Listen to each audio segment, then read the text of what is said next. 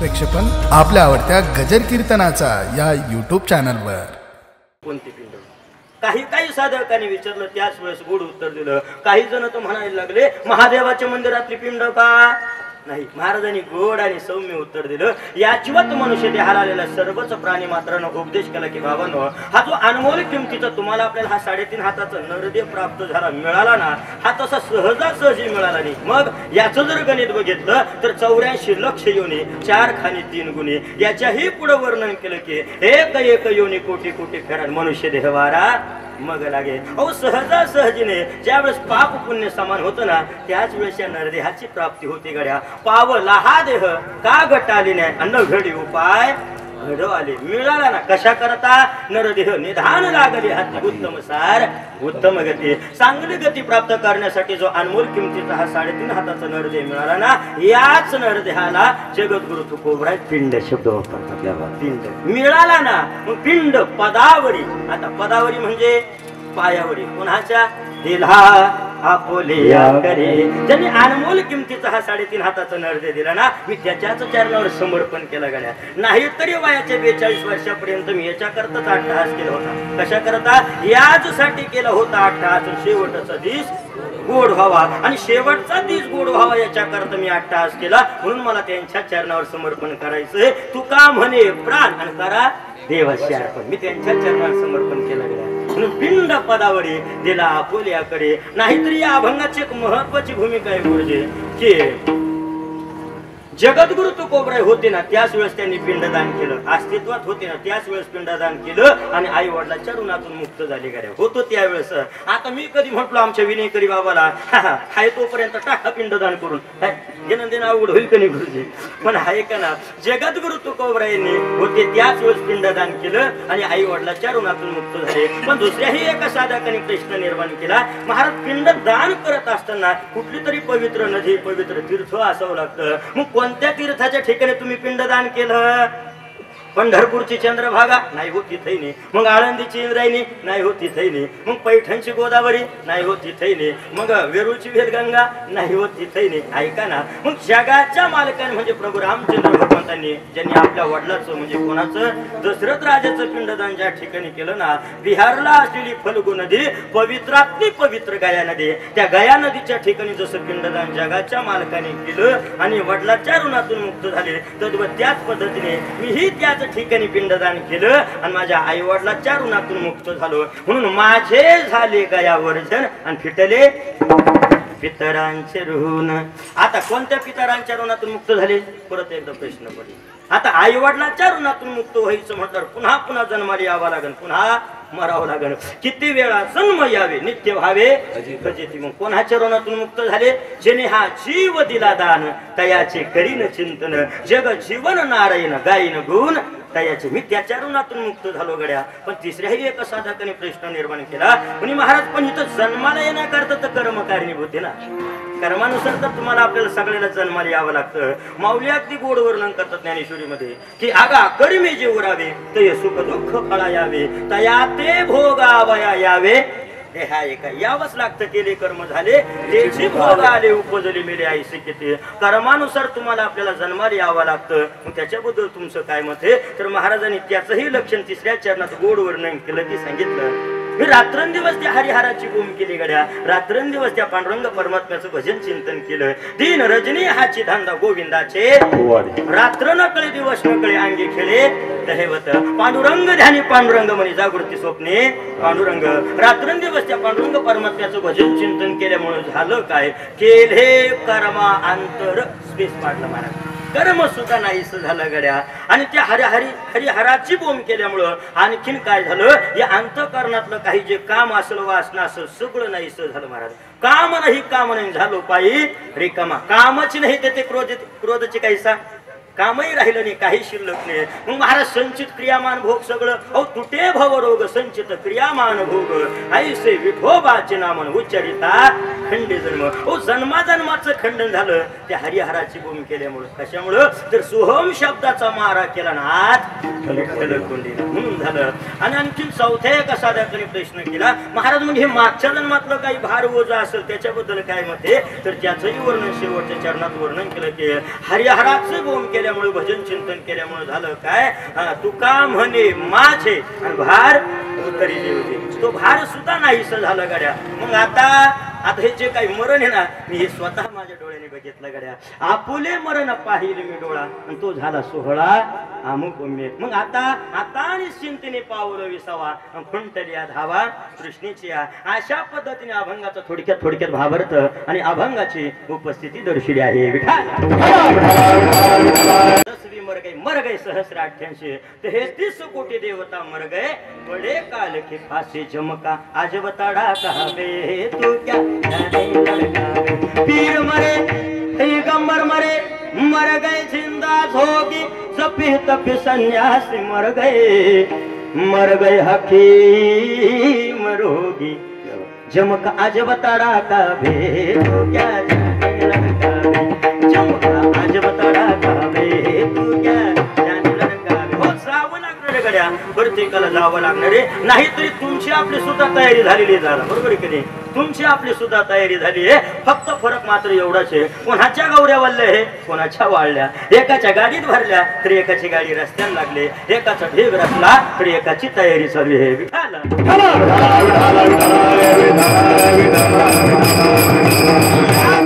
लोकांच्या नियमानुसार इह लोकांची यात्रा सोडून परलोक जोंचे नाद 1 वर्ष पूर्ण होत आहे असे असणारे वैकुंठवासी कैलासवासी आदरणीय पूजनीय ज्यांचं जीवन एक शैक्षणिक क्षेत्रामध्ये गेलेलं आहे मुख्याध्यापक साहेब होते आदरणीय वैकुंठवासी आमचे दत्तात्रय सर काशीनाथराव क्षीरसागर यांना आपल्या तोंडून आज 1 वर्ष पूर्ण होत आहे गड्या आणि आजच्याच दिवसाला गुरुजी आजच्याच दिवसाला प्रथम वर्ष श्राद्धही म्हटलं जातं आजच्याच दिवसाला प्रथम पुण्यतिथी म्हटलं जातं आजच्याच दिवसाला प्रथम पुण्यस्मरणही म्हटलं जातं आणि आजच्याच दिवसाला शास्त्रामध्ये एक गोड शब्द आलेला आहे की आजच्याच दिवसाला आत्ममुक्ती दिनही म्हटलं जातं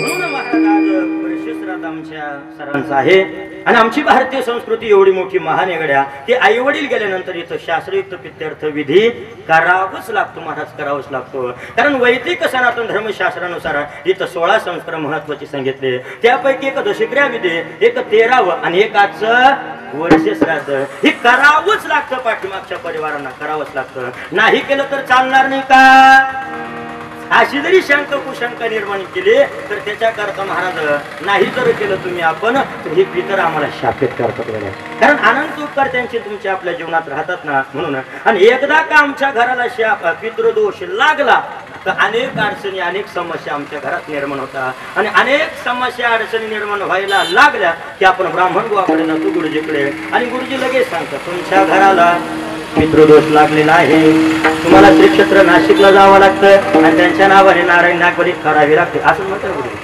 जर नारायण नागबली करायची नसेल नारायण नागबली जर चुकवायची असेल तर आई वडील गेल्यानंतर त्यांच्या पित्यर्थ 10व्याला 13व्याला आणि वर्ष श्राद्धाला त्यांच्या नावाने जर तुम्ही आपण अन्नदान आणि ज्ञानदान जरी केलं तर कुठंच नारायण नागबली करायची गरज नाही विठाला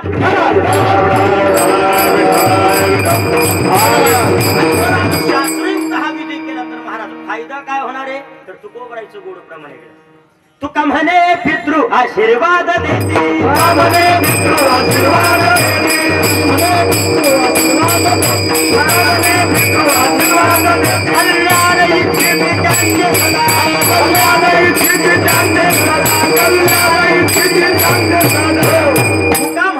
आशीर्वाद देते कल्याण इच्छिते त्यांच्या सदा या न्यायाप्रमाणे महाराज पाठीमागचा जो शोककुल परिवार हे अगदी संस्कृतीचा आणि शास्त्राचं जोपासन म्हणून सुंदर या ठिकाणी विधी पार पडत आहे पाठीमाग एकमेव आमचे सर आदरणीय संजय सर दत्तात्रय क्षीरसागर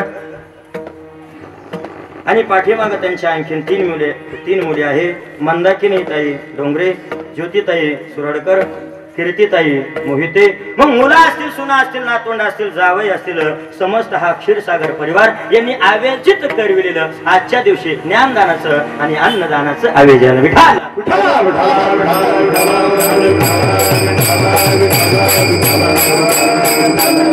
काहीतरी भाग भाग्य असावं महाराज, मागच्या जन्माचं काहीतरी ऋण असावं की या ठिकाणी येण्याचं, 13व्यालाही येण्याचा योग आला आणि आज वर्ष श्राद्धालाही येण्याचा सुवर्ण योग घडला. ज्यांच्या वतीने मला या ठिकाणी येण्याचा योग सहयोग माझ्या जीवनात प्राप्त झाला, अगदी माझ्यावर जिव्हाळ्यांगत प्रेम करणारे परमपूजनीय परमादरणीय महाराष्ट्रभर ज्यांची ख्याती महाराज, फक्त आपल्या संभाजीनगर जिल्ह्याचं वैभवच नाही, संभाजीनगर जिल्ह्याचं नाही, महाराष्ट्रामध्ये महाराज संगीत विशारद संगीत अलंकार ज्यांचं गायन म्हणून महाराज महाराष्ट्रभर सुपरिचित आहे, परिचित आहे सगळ्यांना. युट्यूबच्या माध्यमातून आपण अनेक वेळेस गुरुजींच्या चाली ऐकलेल्या आहेत आणि सगळेच आमचे वारकरी, सगळेच महाराज मंडळी गुरुजीकडे महाराज एक आदराने ज्यांचं बघणं असतं. बघा ना, एक वारकरी संप्रदायाचं खूप मोठं वैभवभूषण असणारे पूजनीय आदरणीय संगीत विशारद संगीत अलंकार स्वर तज्ञेश्वर अलंकार आमचे सुरडकर गुरुजी यांच्या वतीने मला या ठिकाणी येण्याचा योग आला आणि इथं आल्यानंतर तुम्हा सर्व सज्जन मायबापांचा दर्शनाचा सुवर्ण योग घडला. विठाला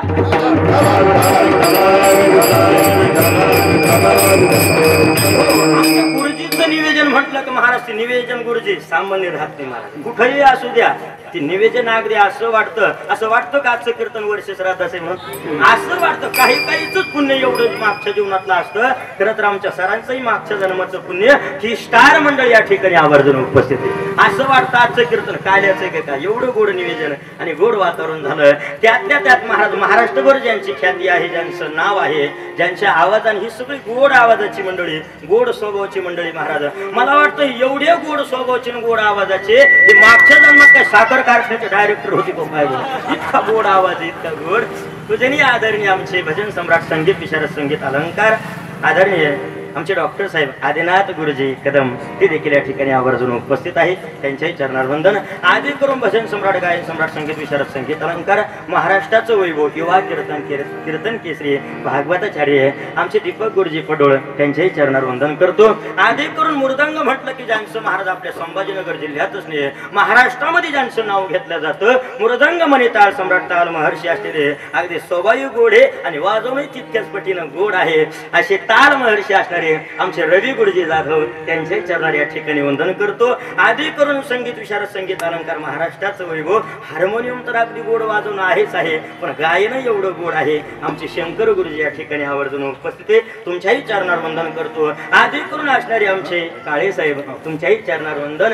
यांच्याही घरी एकदा दादा साहेबाच्याही घरी जाण्याचा एकदा योग होता. आदी करून आमचे इकडे दादा असतील, आमचे काळे महाराज असतील, आधी करून इकडनं दादा असतील, इकडे काका असतील, आमचे निंबाळकर दादा असतील, विनयकरी बाबा सुद्धा अगदी गोडी काही नाराजी काज नाही ना, विनयकरी दादांच्या चरणावर देखील सुद्धा साष्टांग वंदन करतो.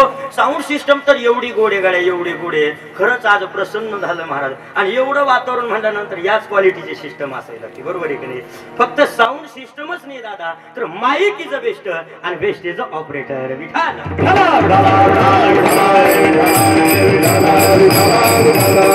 आणि महाराज ज्यांचं नेहमी करता युट्यूब चॅनल म्हणलं की आपल्या महाराष्ट्रभर ज्यांचं नाव आहे, महाराष्ट्राच्या बाहेर ज्यांचं नाव आहे, मराठी हॉटस्पॉट चॅनल आमचे शरद भाऊ आमचे या ठिकाणी श्यामदादा आहे. शरद भाऊचे हे चॅनल युट्यूब चॅनल भारतभर प्रसिद्ध आहे महाराज, म्हणून त्यांनाही या ठिकाणी कोटी कोटी धन्यवाद देतो. आणि उपस्थित तुम्ही सर्वच महिला मंडळ पुरुष मंडळ तुमच्याही चरणावर साष्टांग वंदन करतो. आणि निळोबराय महाराजांच्या वचनोक्तीप्रमाणे जर मस्तक हे पायावरी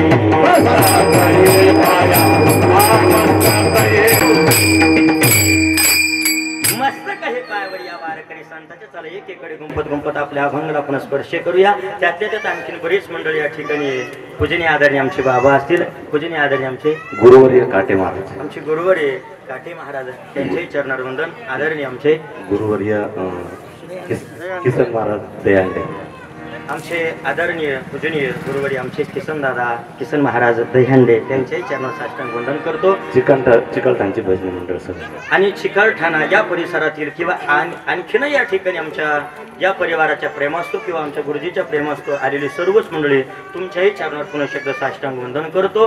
आधी करून आमच्या मावशी देखील या ठिकाणी आवर्जून उपस्थित आहे, काळे मावशी.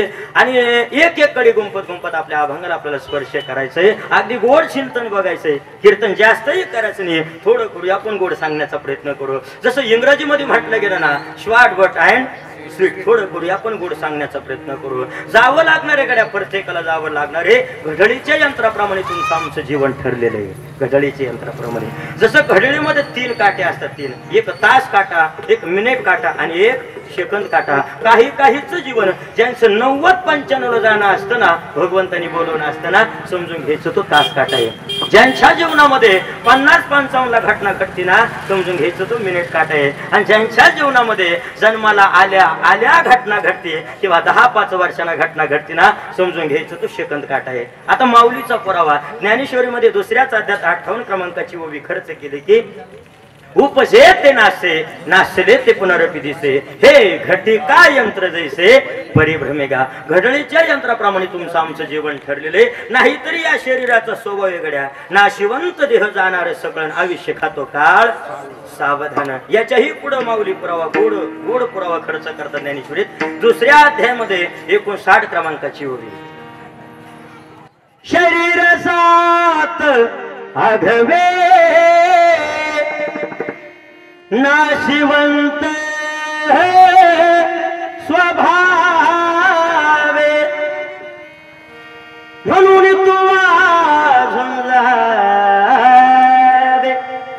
पंडू कुंभारा विठाला.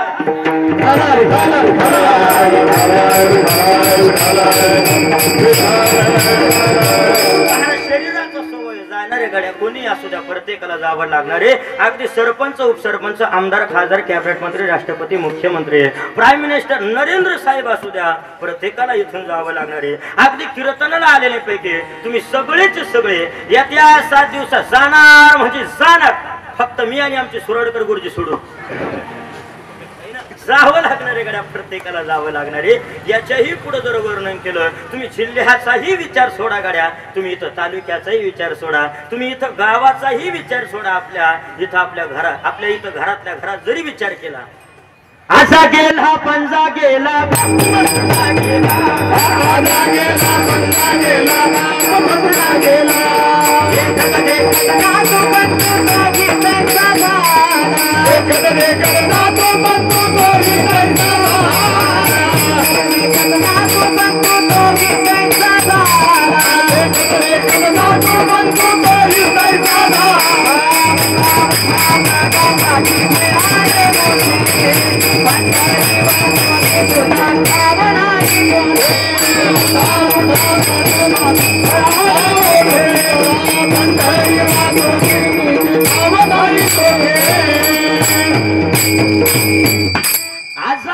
पंजा गेला बाप मसना गेला, देखत देखत नातू पंतू तोही तैसा झाला. उठा उठा जागा पाठी भय आले मोठे, आणि पंढरी वाचणी दुजा ठाव नाही कोठे.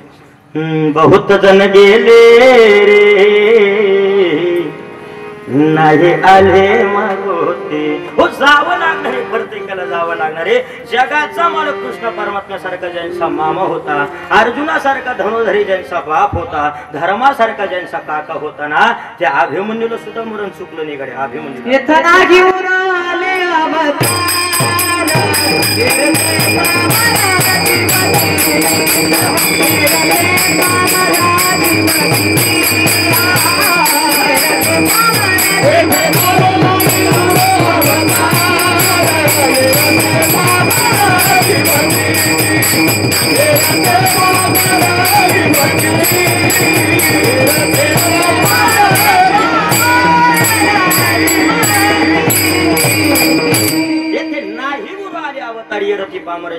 अगदी समर्पक आमच्या गुरुजीनं प्रमाण दिलं. आणि खरं तर एवढी तयारीची मंडळी महाराज यांच्याकरता सगळ्यांकरता येतात टाळी वाजागड्या जोरात सुंदर आणि गोड निवेदन आहे. आणि तयार मंडळी तयारच असतं. मी नेहमी करता वर्णन करतो, तयार मंडळी तयार.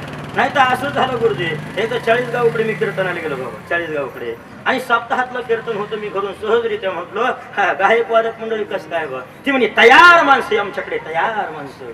गुरुजी मी सप्ताहामध्ये अभंग घेतला होता, नाही काष्ठाचा कुमान असा अभंग घेतला. 2 टाळकरी समोर आले आणि लगेच म्हणायला लागले, नाही काष्टा, नाही काष्टा, नाही काष्टा, नाही काष्टा, नाही काष्टा, नाही काष्टा, नाही काष्टा, नाही काष्टा, नाही काष्टा. मग मी इकडनं म्हणलो नाका नसत नाही तू लुंगी लाव पण म्हणा आता.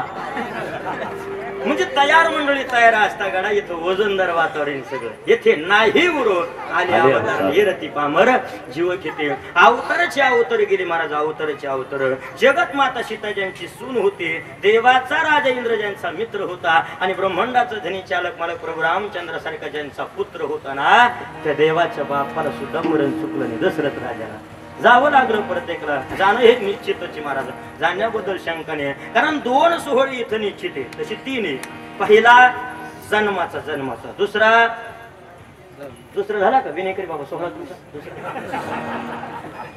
झाला बरं दुसरा सोहळा लग्नाचा तो यदा कदाचित माऊलीनं का वजा केलेला असावा त्याच्या पाठीमागचं कारण आहे कुणीतरी ब्रह्मचारी आश्रम धारण करतं कुणीतरी संन्यास आश्रम धारण करतं म्हणून दुसरा आश्रम या ठिकाणी वजा केला पण तिसरा जो सोहळा आहे ना महाराज तो म्हणजे मृत्यूचा सोहळा माऊली ज्ञानेश्वरीत 18व्या अध्यायामध्ये 101 क्रमांकाची ओवी खर्च करतात महाराज देहाच्या गाभा आलिया जन्म मृत्यूची सोहळ्या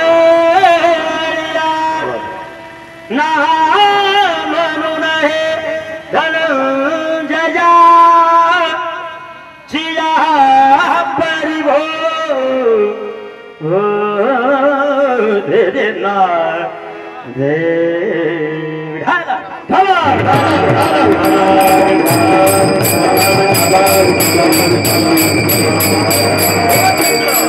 गीतेमध्ये देखील दुसऱ्या अध्यायामध्ये 27 क्रमांकाचा श्लोक वर्णन केला की जन्म झाला की मृत्यू आणि मृत्यू झाला की जन्म त्रिकाल बाधित सिद्धांत म्हणजे काळ्या दगडावरचे रेख सांगितले जातस्य ध्रुव मृत्यू ध्रुवम जन्म मृत्यूसेज तस्मात अपरिहार्यार्थ न तुम सुचरतो महर्षी या न्यायाप्रमाणे महाराज या दोन्ही गोष्टी निश्चित आहे पण ऐका ना इथं जीवन जगत असताना असं जगलं पाहिजे गड्या की चालताना असं चला की लोकांनी आम्हाला रामराम घातला पाहिजे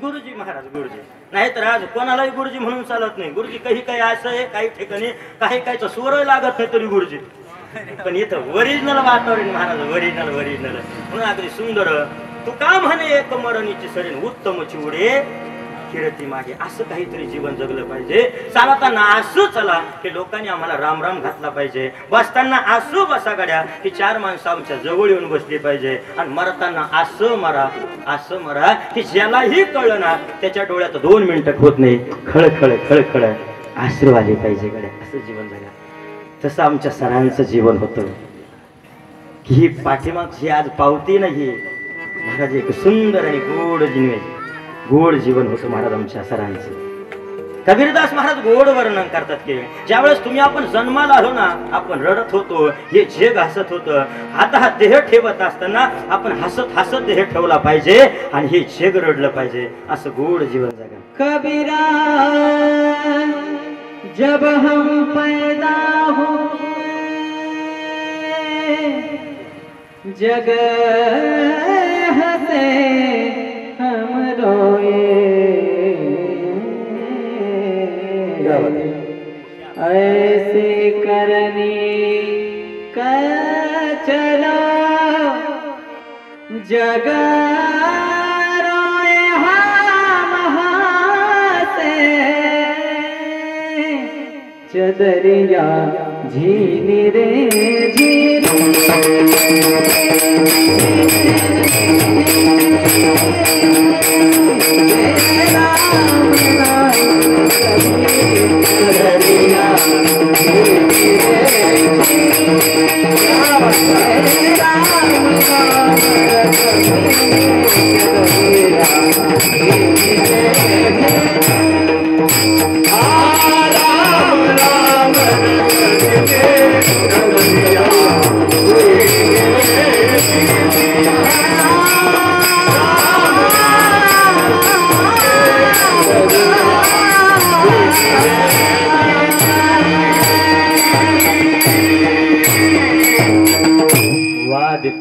असं चालल्यानंतर सर असं वाटतं आजचं कीर्तन 2 वाजेला करू. अशा पद्धतीने जीवन जगलं पाहिजे. म्हणून इथं 2 गोष्टी माणसं इथं विसरले नाही पाहिजे गड्या.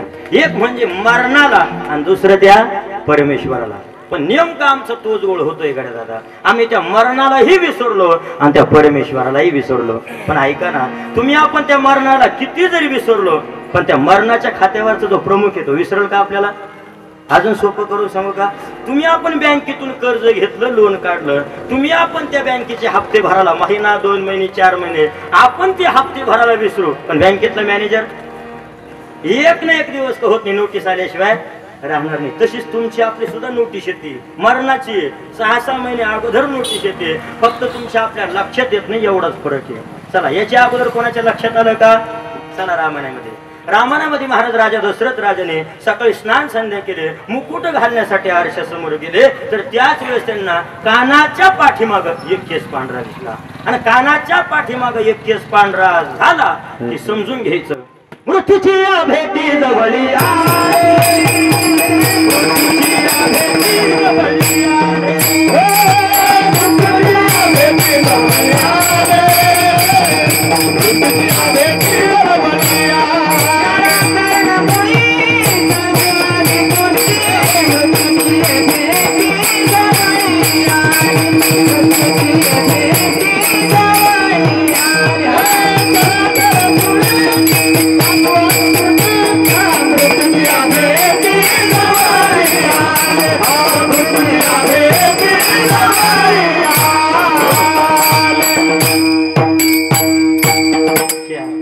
जरा कारणामुळे सांगू आली गोष्टी मृत्यूच्या भेटी जवळ आले. लक्षात आलं त्यांच्या की कानाच्या पाठीमागे एक केस पांढरा झाला. आता मरण अगदी जवळ आलं. इथून पुढे रामाच्या ताब्यात राज्य द्यायला काही हरकत नाही. कोणाच्या लक्षात आलं? दशरथ राजाच्या. किती केस पांढरे झालते? एकच केस पांढरा झाला तर अख्खं राज्य रामाच्या ताब्यात द्यायला तयार झाले. आम्ही अख्खं पांढरं होतो तरी मेळ लागत नाही कधी कधी. म्हणजे सांगण्याचं तात्पर्य कधीतरी प्रपंचाचा त्याग केला पाहिजे, नंतर का होत नाही परमार्थाकडे वळलं पाहिजे. हा महत्वाचा अर्थ आहे. याच्याही पुढे गोड लक्षण वर्णन केले गड्या. आकाशातली कोरधटे, सकाळची वेळ आहे. जर आपण पूर्वेकडे चाललो तर निसर्गाच्या नियमानुसार आपली सावली कोणत्या साईडला पडली पाहिजे? पश्चिमेला. आणि ती जर निसर्गाच्या विरोधात दक्षिणेकडे पडले आणि अशी जर विचित्र घटना तुम्हाला आपल्याला दिसली तर समजून घ्यायचं विनेकरी बाबा, तुमच्या आता इथून पुढे फक्त 6 महिने बाकी राहील. याच्याही पुढचं लक्षण वर्णन केलं. सकाळी आंघोळ करत असताना बादल्याच्या बादल्या पाणी घेतलं अंगावर, बकेटीच्या बकेटी पाणी घेतलं आणि एवढंही पाणी घेऊन जर छातीचा भाग, दोन्ही खांद्याचा भाग जर कोरडा राहिला तर समजून घ्यायचं निंबाळकर दादा, तुमचे इथून पुढे फक्त 3च महिने बाकी राहिले. याच्याही पुढचं लक्षण वर्णन केलं. गुडघ्याभर नितळ पाण्यात तुम्ही आपण उभे आहात, त्याच्यात आपलं प्रतिबिंब दिसतं आणि त्याच्यात हात पाय खांद्यापर्यंत सगळी बॉडी दिसत असेल आणि त्याच्यात जर आपलं डोकं दिसत नसल दही हांडे दादा तर समजून घ्यायचं तुमचा इथून पुढे आता 1च महिना बाकी राहिला. सगळ्यावर येतं. याच्याही पुढचं लक्षण वर्णन केलं. दोन्ही कानात असे घट्ट बोट टाका, गुण असा नाद ऐकायला येतो. तो जर नाद नाही ऐकायला आला समजून घ्यायचं शिष्टमवाले दादा, तुमच्या आता इथून पुढे 9 दिवस बाकी राहिले. झाला तर झाला एखादा सप्ताह त्याच्यामध्ये. मी प्रमाण देऊ सांगाल, प्रामाणिक माणूस आहे. न दिसता जाणावे 9 दिवस,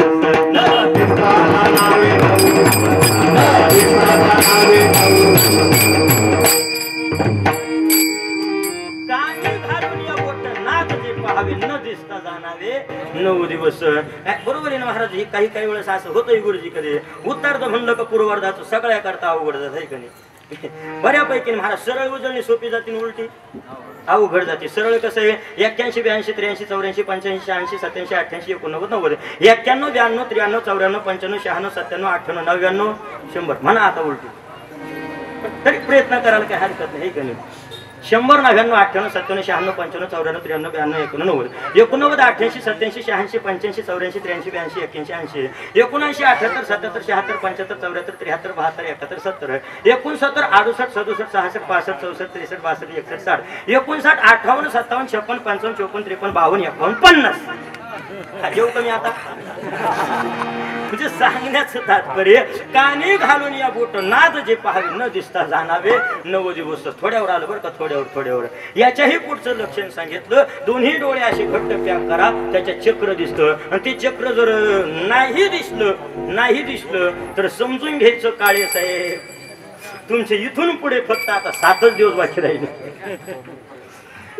डोळे घालून या बोट चक्र जे पाहावे न दिसता जाणावे 7 दिवस याच्याही पुढचं लक्षण सांगितलं ज्याच्या त्याच्या भोवाया ज्याच्या त्याला दिसत्या नाही तशा तुम्ही पाहून घ्या मी 2 मिनिटं थांबून घेतो वाटत ज्याच्या त्याच्या भोवाया ज्याच्या त्याला दिसत्या आणि त्या जर नाही दिसल्या तर समजून घ्यायचं महाराज तुमचे आता इथून पुढे 5च दिवस बाकी राहिले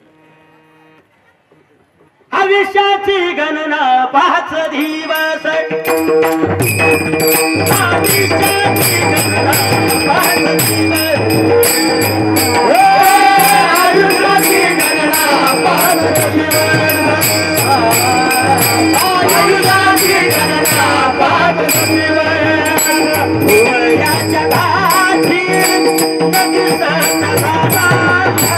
भुवयाच्या गाठी नदी सतरा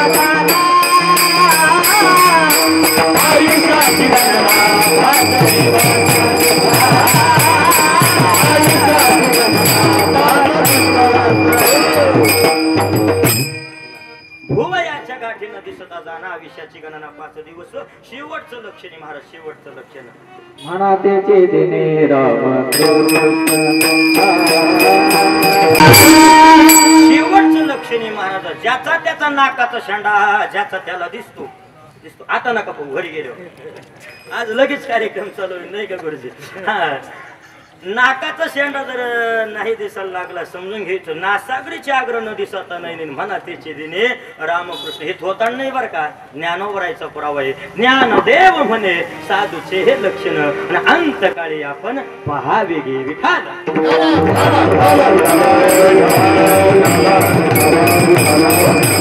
मरण निश्चित त्रिकाल वादी सिद्धांत हेही आमच्या लक्षात आलं मरणाचे लक्षणही आमच्या लक्षात आले इथून अवतरे गेले हेही आमच्या लक्षात आलं पण इथून गेल्यानंतर या जीवात्म्याला सद्गती कशी प्राप्त होईल याच्यासाठी एखादं शास्त्र पुराण विधी तर गरुड पुराण हे असं गड्या जन्माचा आणि मरणाचा लेखाजोखा चांगलं वाईट कर्म आणि इथून गेल्यानंतर या जीवात्म्याला सद्गती कशी प्राप्त होईल त्याच्यासाठी गरुड पुराण आहे विठाल गरुड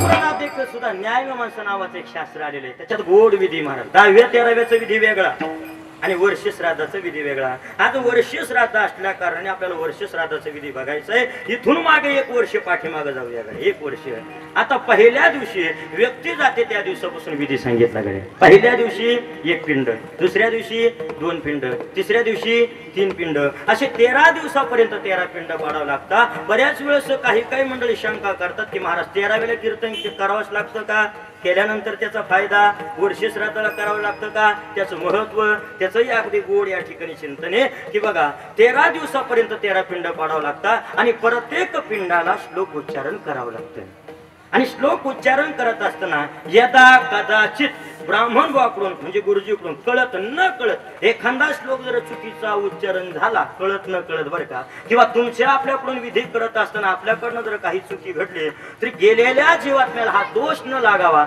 मग त्याच्याकरता उपाय तर त्याच्याकरता उपाय सांगितला नामांसन कीर्तन 13व्या दिवशी हा असा उपाय सांगितला गड्या की कसलाही दोष असू द्या ते दोष घालवण्याची ताकद या कीर्तनाची महाराज आरंभी आवडे आदरे आले नाम आणि तेने सकळ सिद्धी जगी झाले पूर्ण काम सकल मंगळ निधी सकल मंगळ निधी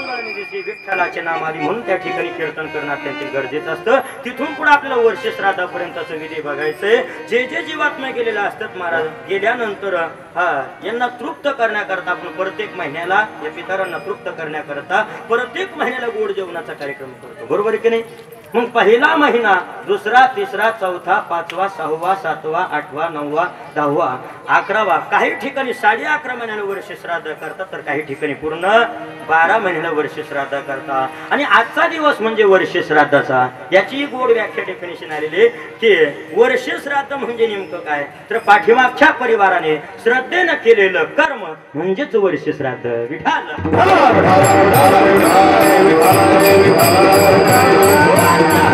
वर्ष श्राद्धाचे दिवशी देखील सुद्धा अनेक दान करावं लागतं. कोणतं? मग वस्त्रदान, कांचदान, भूमिदान, गोदान, चप्पदान, अन्नदान, काठीदान, ज्ञानदान, हे सगळं दान करावं लागतं. महाराज आजच्या दिवशी कीर्तन करावंच लागतं का? नाही केल्यावर चालणार नाही का? आणि याच्याही पेक्षा केल्यानंतर, आजच्या दिवशी कीर्तन केल्यानंतर याचंही अनन्य साधारण महत्व तरी काय, तर त्याच्याकरता गोड चिंतन वर्णन केलेलं आहे. जे जीवात्मा आजच्या दिवशी वरती गेलेले ना, तर समोर यम राजा बसलेला आहे. 2 मिनिटापुरते आपण वरती जाऊया. 2 मिनिटापुरते.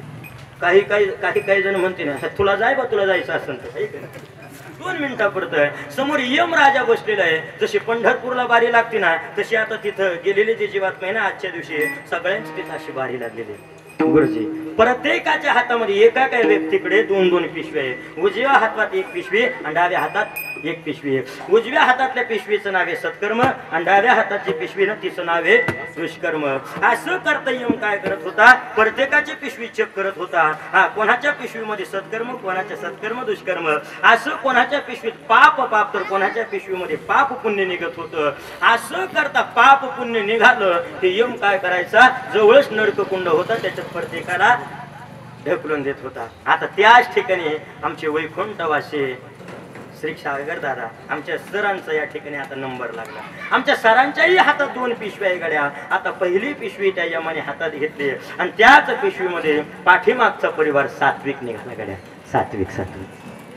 आता दुसरी पिशवी हातात घेतली आणि असं वाटलं यमाला, याच्यात जर दुष्कर्म पाप निघालं तर नरकात टाकायला हरकत नाही. पण ऐका बरं का, इथं मार्मिक चिंतन सांगू जाईल. मार्मिक कीर्तनाचं महत्व आपल्याला बघायचंय. आणि त्याच वेळेस ज्यावेळेस दुष्कर्म नावाची पिशवी हातात घेतली, तर त्याच पिशवीमध्ये रामेश्वर महाराजांचं कीर्तन चालू होतं गड्या.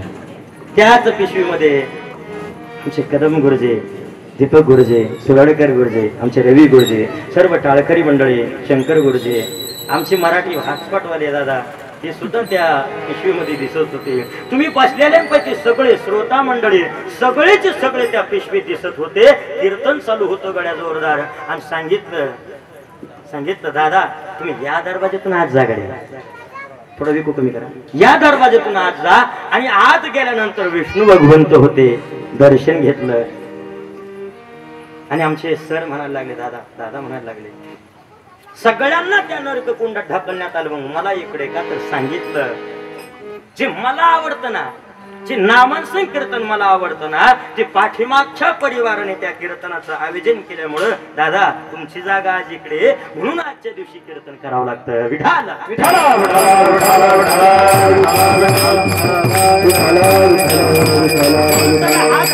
महाराज गरुड पुराणानुसार शास्त्रोक्त विधी हेही सांगणं आजच्या दिवशी गरजेचं आहे. कारण समय जाना भलं ते ठाई. याच्याही पुढे परंपरा, आज जसं वर्ष श्राद्ध आहे, या वर्ष श्राद्धाची ही परंपरा महाराज ही कुठं 5-50 वर्षापासून नाही, तर ही वाडवडिलापासूनची परंपरा आहे. त्रेता द्वापर युगापासून चाललेली ही परंपरा. चला कोणाकोणाच्या घरी वर्ष श्राद्ध झालं, तसं जरी विचार केला, माऊली ज्ञानेश्वरी 3ऱ्या चादर 158 क्रमांकाची ओवी खर्च करतात की येथ वडील जे करते त्या नाम धर्म ठेविते, तेची एर अनुष्ठिते सामान्य सकळ. विठाल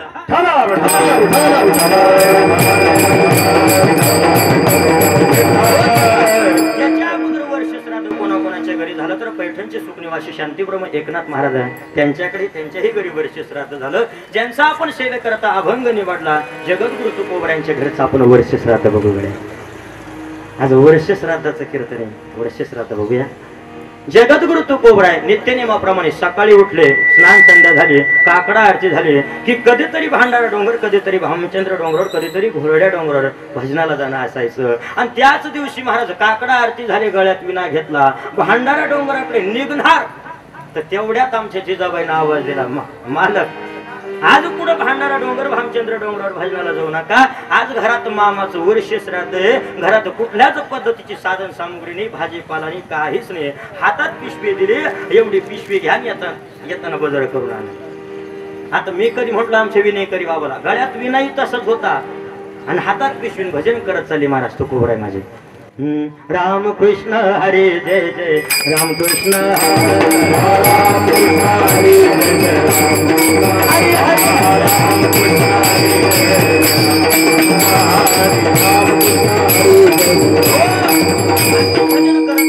मी कधी आमच्या विनयकरी बाबाला म्हटलो गळ्यात विना असाच राहू द्या, हातात पिशवी घ्यान बाजार करून आणा. जमल का आता?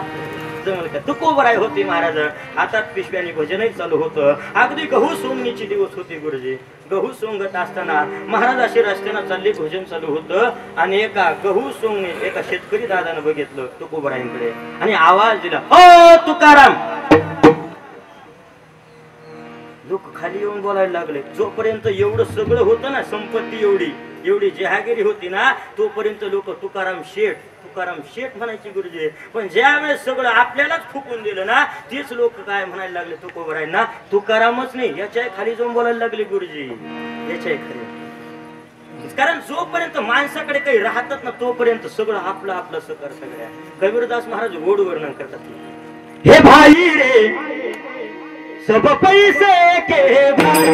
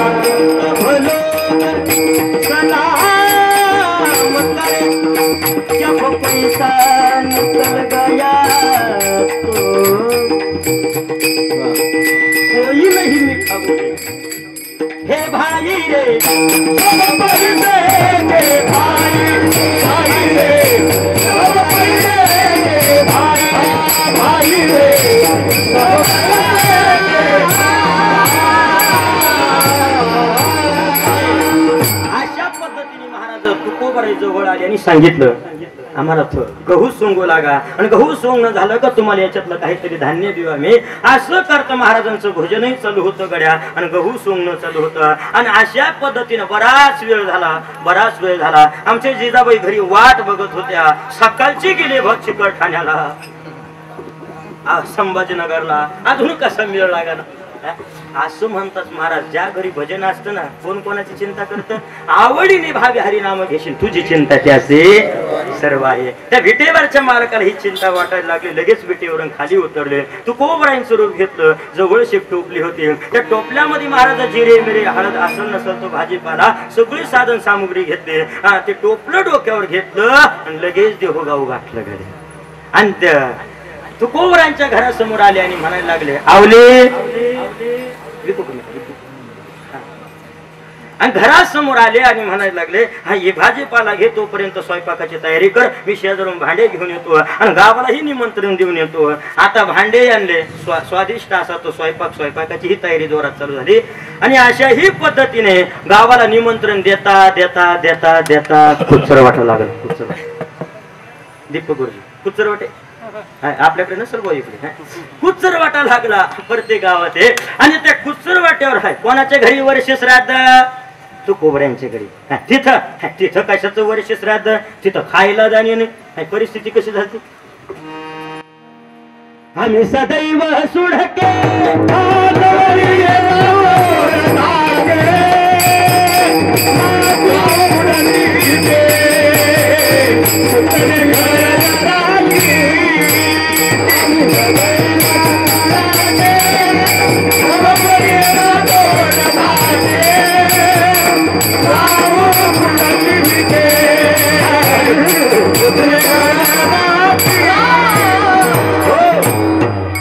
आम्ही सदैव सुडके जवळ येता चोर धाके जाऊ पुढती भिके कुतरी.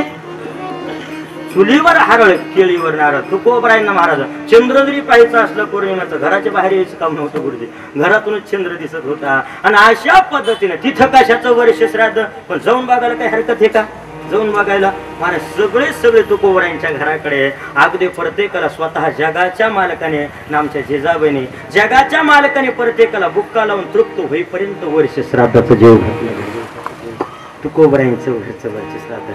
आणि बराच वेळ झाला तुकोबराय महाराज गहू सोंगता आज वर्ष श्राद्ध आहे म्हणून लक्षात आलं. सहजरित्या गुरुजी अशी घड्याळ पाहिली, घड्याळ होती तेव्हा आणि घड्याळ नव्हती, घड्याळ ऑनराईड मोबाईल घेत काढला, मोबाईलही नव्हता. आणि अशा पद्धतीने महाराज हे सगळं मोबाईल हे सगळं अलीकडे आहे का नाही. आता मोबाईल ना एवढा अवघड झाला अलीकडे, आता मोबाईल ना 2-5 वर्षात सुधारणारच नाही. एवढा व्हायरस होईल, एवढं व्हायरस बघा. काही ठिकाणी परवा गुरुजी पेपरला विनोद होता, एक जण असं मोबाईल पाहता दुसऱ्याच्याच घरात घुसलं, गेलं ना त्या खाटावर जाऊन बसलं. आमची घरातली ती मालकीन होती ना, ती बी मोबाईल खेळतच आली, दिलं ना पाणी आपला मालक समजून. आणि आता जे ओरिजिनल मालक होतं ओरिजिनल ते आलं, ते बी मोबाईल खेळतच आलं. आणि जेव्हा दरवाजातून बघितलं दुसरंच कोणीतरी रॉंग नंबर लागला, बा चालला ती माघारी. अरे तू हज घरी एवढं अवघड कसं दिवसाचं कीर्तन विनोदाचं नसल्या कारणाने. म्हणून अशा पद्धतीने महाराज मोबाईल नव्हता त्यावेळेस आणि लक्षातच राहत नव्हतं महाराज भजनाच्या नादामध्ये. आसो आईसा कोठे आठवची देची विदेई भोगोदशा. लक्षात आलं आज घरी वर्ष श्राद्ध आहे. आणि त्या शेतकरी दादाने काय केलं, थोड्या वंब्या डोक्यावर ठेवून दिल्या. आणि त्याच वेळेस महाराज माघारी येणार. कधी असंच लई सार्जन असलं का अडचणी निर्माण होतं, लई सार्जन असलं का कधी म्हशीचा आडव्या येतील, बैलगाडी तरी आडवील, ट्रॉफिक तरी जाम काहीतरी होतं ना. तसंच महाराज तुकोबराय येता झालं काय, एका चिंचेच्या झाडावर आग्यामुळे बसलेलं होतं. ज्या वंब्या लागल्या ना त्या मोहळाला, मग त्या माशाने काय केलं असेल बरं,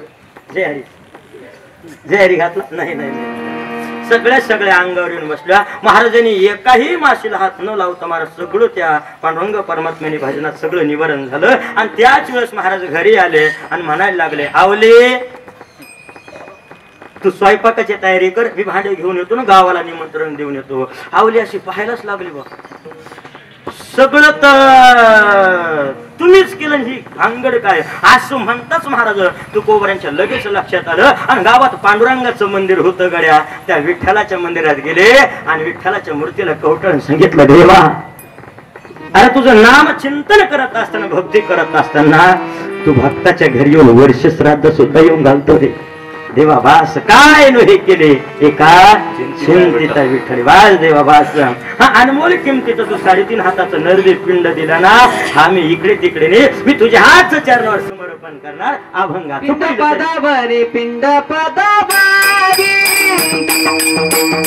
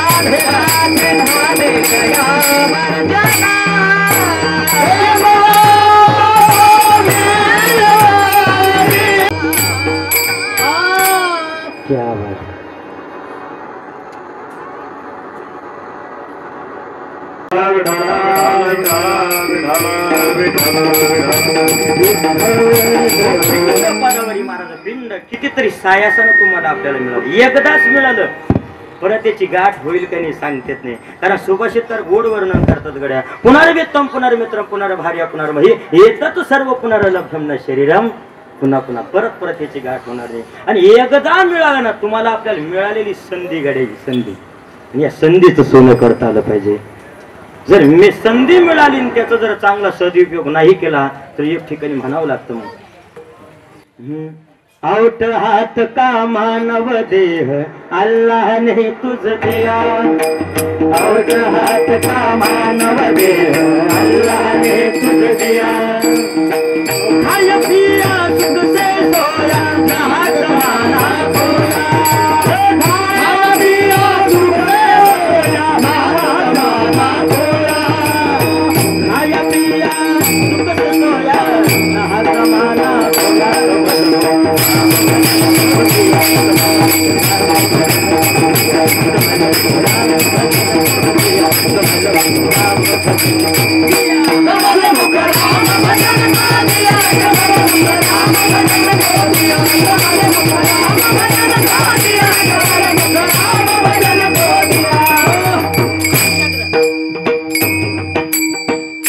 आमच्या गुरुजीचे लवकर लक्ष दिले उभे राजा उडजा काले चला असू द्या पण महाराज अगदी चालेल गोड आहे आणि अशा पद्धतीनं संधी मिळाली त्या संधीचं सोनं करता आलं पाहिजे याच्या अगोदर कोणी सोनं केलं चला रामायणामध्ये रामायण करत असताना महाराज एक केवट नावाचं नावाडी होऊन गेला केवट नावाचं एक पात्र होऊन गेलं गड्या केवट नावाचा नावाडी म्हणजे केवट म्हणजे असा होता कुठला हरिपाठही पाठ नव्हता कुठला आमच्या गुरुजीसारखं गायनही नव्हतं कुठला आमच्या गुरुजीसारखं वाजवणंही नव्हतं कुठला आमच्या गुरुजी सारखं महाराज हार्मोनियम वाजवणं नव्हतं कुठलं कीर्तन येत नव्हतं भागवत नाही पण एक निष्ठावंत आणि एक प्रामाणिक व्यक्तिमत्व होतं गड्या पण ऐका ना जगाचा मालक महाराज तिथं बघा ना काय संधी त्याच्या जीवनामध्ये जगाचा मालक प्रभू रामचंद्र भगवंत सीतामय्या आणि लखनजी महाराज त्या अरण्यातून चालता चालता चालता गोदावरी नदीच्या काठावर आले आणि त्या गोदावरी मैया त्या नदीच्या काठाला महाराज केवट नावाचा नावाडी उभा होता आणि केवटाजवळ गेले आणि म्हणायला लागले हे केवटा स्वतः जगाचे मालक म्हणायला लागले हे केवटा आणि माझ्यासोबत सीता आहे लखनजी आम्हाला पलीकडच्या तीरावर जायचंय अरे तुझे नाव तरी दे ना नाव तरी दे ना तर त्याच वेळेस केवट नाव द्यायला तयार नव्हते माघी नाव केवट नाही रे माना नाव द्यायला तयार नव्हतं महाराज बघा नाही अरे काहीतरी कारण असं ना काय कारण तरी काय का नाव देत नाही अरे माझ्या करता एका एका पायावर हिमालय तपश्चर्या चालू आहे माझ्यासाठी रात्रंदिवस भजन चालू आहे मग शिल्लोड असू द्या की कुठेही असू द्या एवढा प्रवास भरात चालू आहे हा एवढं रात्रंदिवस भजन चिंतन चालू आहे का नाव द्यायला तयार नाही बघा ना महाराज जगाचा मालक होता कोणी सामान्य नव्हतं बघा ना मी बोलविला वेदो बोले मी चालविले सूर्य चाले मी हलविला प्राणू हले तो जगाते चाली येता जेणे हे विश्व निर्मिले महर्षी देवा संस्थापिले 21 स्वर्गाती धरिले सत्ता मात्र आपुलिया तुझी या सत्य निवेदाशी बोलून असा सत्ताधीश असलेला परमात्मा केवट नाव द्यायला तयार नव्हता आता इथं जरी विचार केला बाबा तर मनात जरी भरलं असतं देवाच्या तर अशी किती ग नावडी महाराज केवटाने एकाच मिनिटात किती ग नावडी तयार केली असते बरोबर आहे की नाही पण ऐका ना अरे पण काहीतरी उपाय असेल ना म्हणजे कारण असेल ना त्याचं सांगितलं देवा कारण काहीच नाही मागच्याच महिन्यात तुम्ही जानकी स्वयंवराला जात असताना सोबत विश्वमित्र होते चालता चालता चालता याच अरण्यामधून तुमचा पाय एका दगडाला लागला आणि त्या दगडाची काय झाली शिळा शिळा होती मनुष्य झाले तुझ्या चरणाती चाले त्या दगडाची बाई पदी लागता दिवे होऊन हिया गेली तुमचा पाय एका दगडाला लागला त्या दगडाची काय झाली बाई जर त्या दगडाची बाई होत असेल माझी तर लाकडाची नावे आणि तुमचे चरण जर माझ्या नावेला लागले आणि याची का बाई झाली मला पहिलीच सांभाळता सांभाळता नाकी नवाली दुसरीचा का मिळलो हिलाच दिवाळीच्या वेळेस 10,000 हजाराचा किराणा लागतो अजून आता रवी महाराजला तिचं काही एवढं असं विषय नाही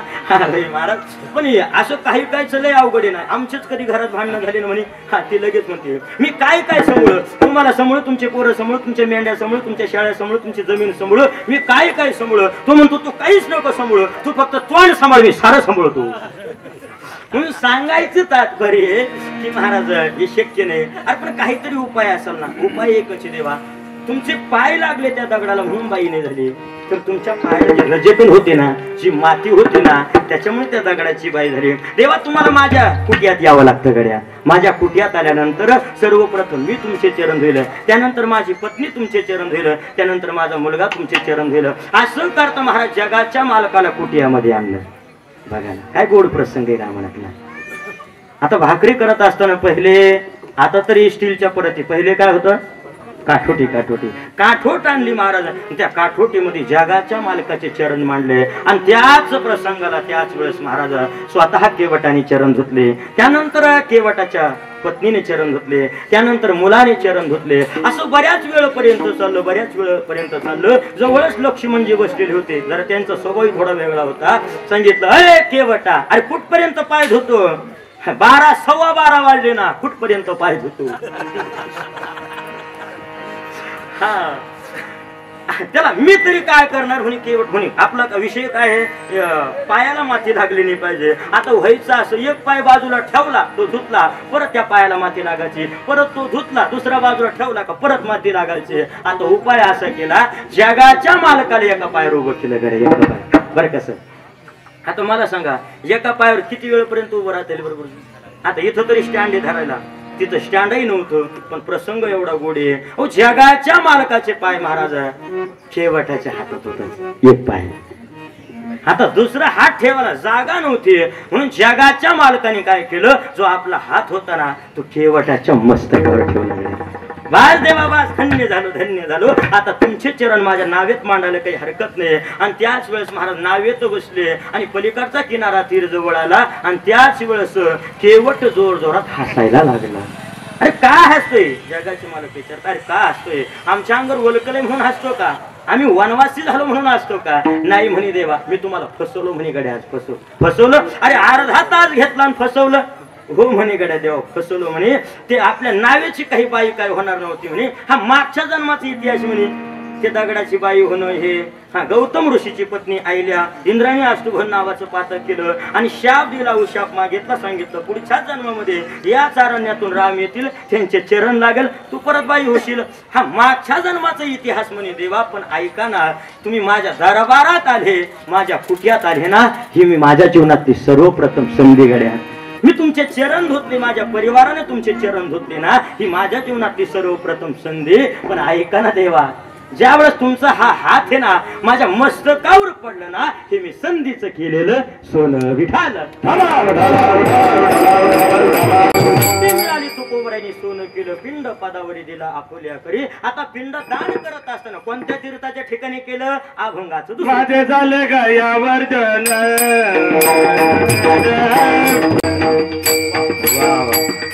वाह गुरुजी, एक झलक सबसे अलग. गुरुजीची नजाकतच वेगळी. माझे झाले गायावर्जन फिटले पितरांच्या. चला दुसऱ्या चरणापर्यंत आपण आलो. वारकरी संप्रदायाच्या नियमाप्रमाणे एकदा विठोबरकमय भजन घेऊ. उर्वरित 10 मिनिटाच्या आत आपली सेवा आटपते घेऊ. सर्वच महिला मंडळ पुरुष मंडळ सर्वांनी शांत करण्यापासून भजन करायचं, कारण हे सगळं पुण्य आमचे वैकुंठवासी सरांना जाणारे, म्हणून भजन करायचं. कोणतं?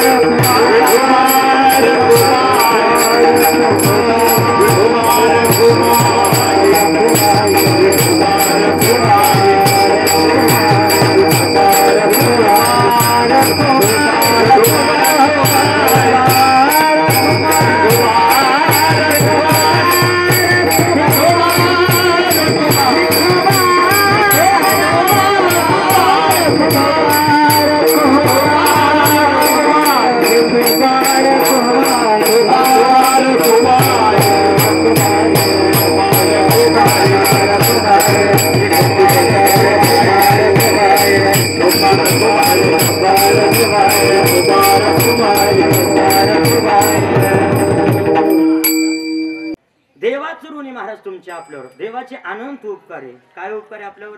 ही अनमोल किमतीची साधन सामग्री दिली गेली.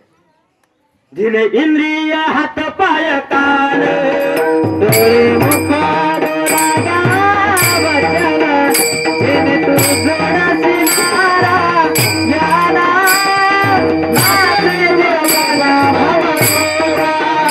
दिले इंद्रिय हात पाय कान डोळे मुख रागा वचन नारायण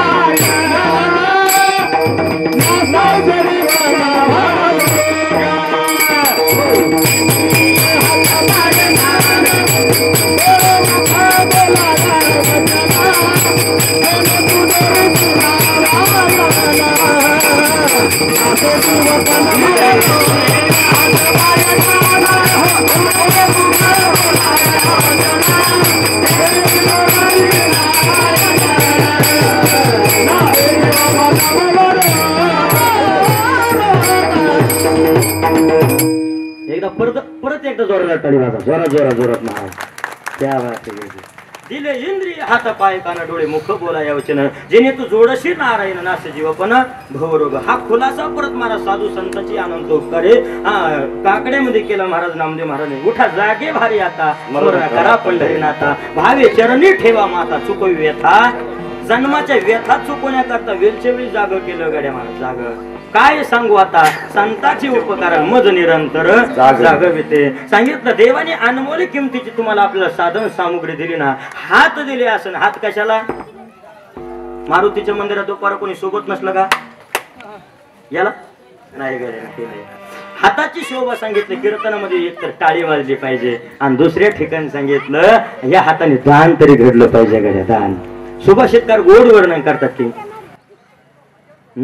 हस्तं पवित्रं यदि दान पुण्यं पादं पवित्रं यदि तीर्थयात्रा कंठस्थ पवित्रं यदि नाम घोषं हृदय पवित्रं यदि ब्रह्मनिष्ठा हृदय पवित्रं यदि ब्रह्मनिष्ठा. तो दान घडलं पाहिजे. कुठेही करा तीर्थाच्या ठिकाणी करा तुम्ही एखाद्या सप्ताहाच्या ठिकाणी करा. नाहीच कुठं जमलं तर कीर्तन झाल्यावर कीर्तनकाराच्या पाया पडताना 10-10 रुपये होत नाही ठेवत ठेवू नका बा एवढं टेन्शन नका घेऊ. केला आपला जाता जाता इशारा बाकी तरी म्हणून अशा पद्धतीने दानाचं महत्व हाताने आणि याच्याही पुढे पायाचं महत्व सांगितलं मला. एक एक खुलासा केला. काकडा म्हटलं की जिवंत करावे महाराज. काकडा म्हटलं का जिवंत उदाहरण आहे बघा. पाय दिले आणि पाय दिल्यानंतर जर ती इकडे येत नसल तर सांगितलं मग काकड्यामध्ये पांगोळा झालो देवा नाही हात न पाय. या जन्मात जर पाय इकडे कीर्तनाकडे नाही वळले तर पुढच्या जन्मात पांगळ व्हावंच लागतं गड्या. आणि डोळे दिले त्या डोळ्याने जर तुम्ही कीर्तन पाहत नसल त्या भगवंताची डोळे तुम्ही घ्या रे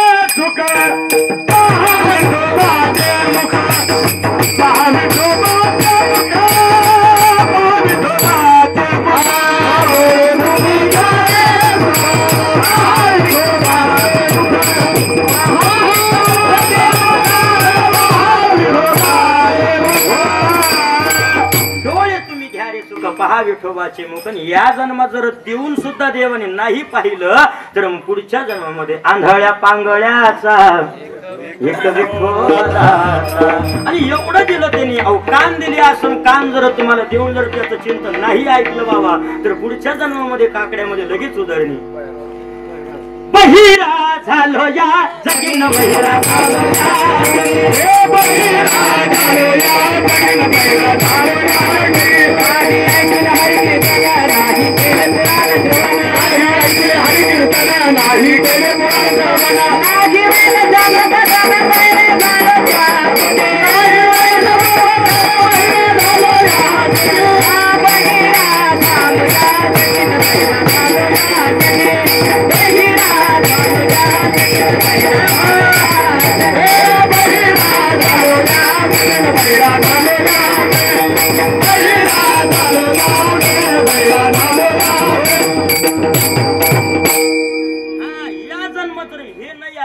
पुढच्या जन्मामध्ये बहिर व्हावंच लागतं. एवढं चांगलं मुख दिलं आणि ते जर कधी इकडे चांगलं बोलत नसल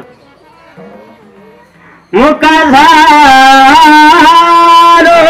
वाचा गेली. ज्या जन्मात येऊन जर चांगलं बोलत नसून जर माऊली वर्णन करतात 13व्या अध्यायामध्ये ज्ञानेश्वरीत 269 क्रमांकाची उभी तैसे साच आणि मावळा मी तोल्याने रसळ शब्द जैसे कल्लोळ अमृताचे. असं गोड जर बोलत नसल काही कायला लय नाद असतो. काही इकडे गोडवाच राहिलं नाही दादा. काही कायला लय नाद असतो. गुरुजी कीर्तन झालं हे कस काय झालं कीर्तन बरं बोललं वयाच्या मानानं बरं बोललं. इकडे फासुळ्या उड्या पडायचा टाइम. चांगलं बोललं पाहिजे गड्या चांगलं बोललं पाहिजे. जी व्यक्ती दादा दुसऱ्याला मोठं म्हणते ना बाबा ती व्यक्ती कधीच मुखी असते गड्या. आणि एक सांगू का दादा या वयात आम्हाला किती येतं ते नका बघू. या वयात आम्हाला किती येतं ते नका बघू. पण या वयात आम्ही धोत्र घालून पारमार्थ करतो ना हाच खरा पारमार्थ महाराज. हाच खरा पारमार्थ म्हणून चांगलं बोललं पाहिजे गड्या. लय मोठंही व्हायची गरज नाही. लहान राहायचं पण त्या झिऱ्यासारखं गोड जीवन जगायचं. झिरात म्हणता इकडे झिरा एकदा समुद्र त्या झिऱ्याला म्हणतो, अरे झिऱ्या तुला माझं एवढं मोठं कधी व्हायचं. काय म्हणतो, अरे झिऱ्या तुला माझं एवढं मोठं कधी व्हायचं. ते झिऱ्याचं गोड उत्तर ऐका, वर्ष श्राद्धाचं कीर्तन सफल झालं आपलं. तो झिरा म्हणतो, अरे समुद्रा, अरे समुद्रा, मोठं होऊन खारट झाल्यापेक्षा लहान होऊन गोड राहिलेलं बरं.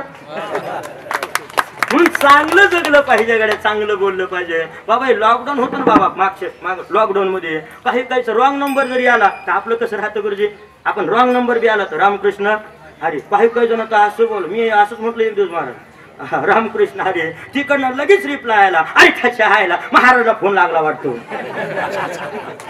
चांगलं सुद्धा बोलतील लोक चांगलं. एका लग्नाच्या ठिकाणी भेटलं, म्हणलं का हो तुम्ही मला फोन केलता, अरे त्याच्या आहे तुम्हाला लागला, अरे गप ना आता तरी. चांगलं बोललं पाहिजे गड्या, चांगलं बोललं पाहिजे.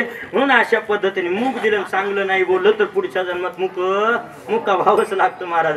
आणि याच्याही पुढे महाराज अनेक उदाहरण, काकडा म्हटलं की सगळं लक्षात येईल. याच्याही पुढे महाराज ऋण आहे आपल्यावर देशाची सेवा करत असताना जरी महाराज सेवा करत त्या सीमेवर जरी आपण शहीद झालो, ती सुद्धा ऋणात मुक्त झाली.